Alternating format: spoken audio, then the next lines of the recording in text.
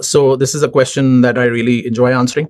The technology landscape in the field of due diligence is evolving as we speak, and we are at a very interesting inflection point.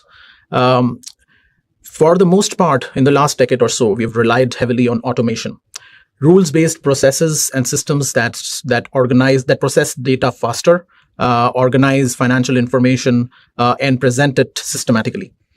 This is really helpful and really speeds up our work.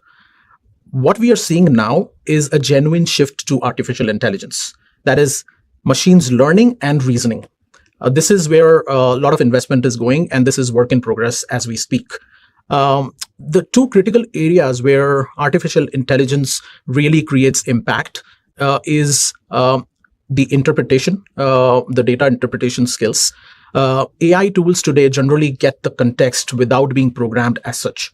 For example, they can read through contract languages and identify a change in control clause. For example, they can read and identify from a language in a contract which says more than 50% ownership interest is being transferred as a change in control provision without the contract actually having that term being used in the language.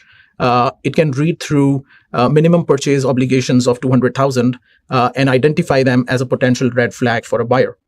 The second area where AI tools are critical is in their pattern recognition amongst large data sets.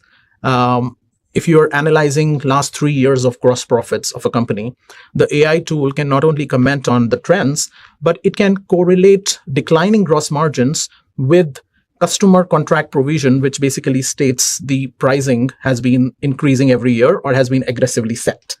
Now, where I would say these AI tools have limitations and where human involvement is paramount are a few areas like clearly some of these AI tools are still learning and humans need to validate the outputs that are generated because it can misinterpret data.